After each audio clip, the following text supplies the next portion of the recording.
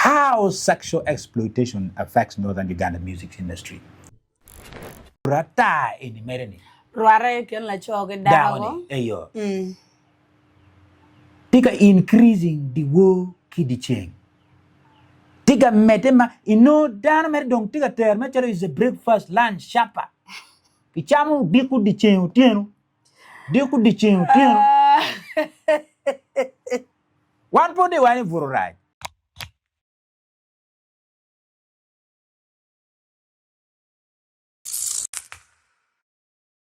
For the trial, luak diju maluai tamibe television. Ye wati ki chaw maket man wa motu matek. Ki ni matini wa dugu chen bot wi channel men lok ma pigi tegu the trial makwaro music industry. Music industry wa binano bot right pajo in northern Uganda, you kumalabelo Uganda. Nya Wilfred Kafi iket makar duji podcast mamewa ka chilki Bella studio me Vibe Records. Vibe Records tie I Baspak. Igulisiri kan kama kainana kitmanen kwere kingewa is one of the biggest studio and is one of the fantastic, of course, the beautiful one. Matima Ling, and we have the equipment. Did you? Let me take time to salute even the people who are following us from TikTok, Bella TikTok account, and of course I believe ni why be care man wa lok ma pol apoy tini ya more mer berwe ne area dek mon ni ko longo bir di tek ma pe gudde Dog charo jemne pe yodi be tan ken cham ngo. gina chu wi yin wa ni dog chare dugu wa kit char be nen ba er wan kar char ko be di ba dugi chabe di chot char to nen wa ni wa char er bi pen la dera mama I think I need to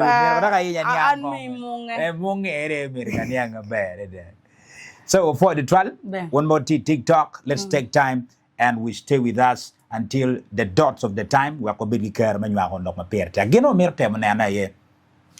Pero why ni one dog wa new music to trial?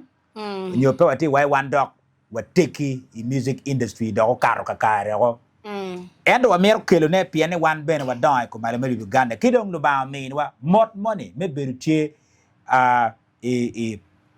industry me entertainment.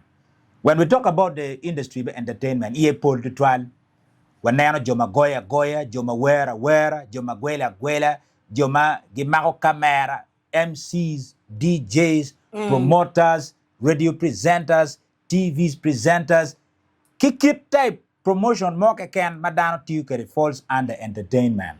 Don't want me nano ko beri ma yuek loki kina mo kana music department entertainment. Ma dan ba pol gino yum twinki ye dok ben dan ba pol de gilon ben ki ye dok dan ba pol ben gi tog ye jomo kana ben gi tima good dan chan ben good ta ki chan any ecom industry ma wana mero nano tinni erwa mero nano kawa diga loke kom music industry no diga loke kom nga kawa music nyuni we ye nga pian danama pool magu inspiring one medonyi entertainment industry ni gitie kanani music nani presentation radio macharu tijatima TVs equipment promotion hosting events kimo kanama pool we have experience one malok na burban event organizers but I just no, I may have to query it out. I've organized events for almost 3 good years. Error, Jim the Paul, no pet frustration may yet it did. Well, I tell mama you come now.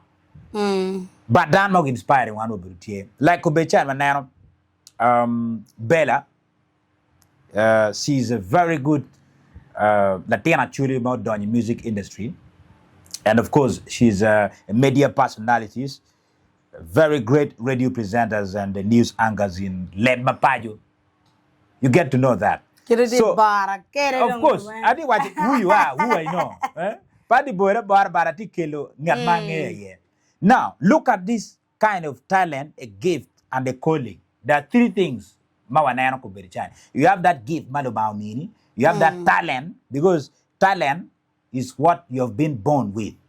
And then give Merma Lubao Mini, ene gin mo mire team kai cherry logo then the calling men gin malu ba luyi ka team ne ma can pick you from kitgum ibi team wa giguru ramu kwenye giguru che team wa kitgum and that is the calling ke dio kuno dok chweri kam kene better an iyo chwe me wewe now the generation ma wati ye any we call them the Gen Zs do tiano ma ketiga donji music industry ma pula deda an lo ba we ko bergi ker men yang keep type we magi wer ki kita gi choy kere we ne net ma pegute dok peter be ma kare and that season is short when you compare to the season of the way mayam chan the way mayam chan ne la bolle let me cite one of the example la bolle chalo boss mi team gi la bolle chalo tempro monagi la bolle chalo jari o kwara gi those are the way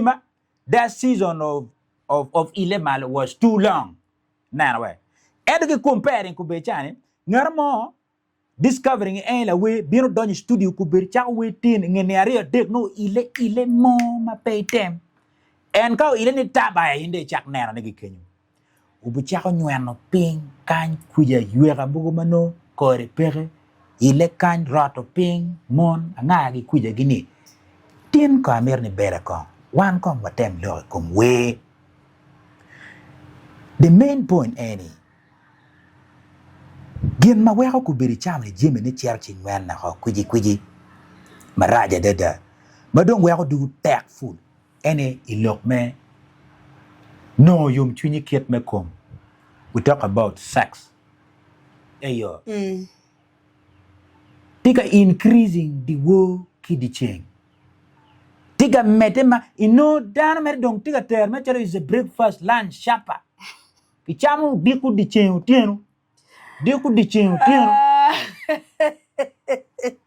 one point one vuru right vuru is a good thing, it's a very sweet thing, of course the woman overnight for man one of the quarter vuru is not a bad thing, vuru is a very sweet thing, but if vuru ni and that is the question of course ibi vuru ka ngaye ibi timu wona nga ngere ni mono migi ki kume pen in you cannot have breakfast udiko ni kingata pat lunch kingata pat supper kingata pat gokat dina bono tie dina kingata pat when you want to go out for like spending some time in club gini a club be kuno you want to have time kingata pat you got penny go one foot back you just celeb no not this celeb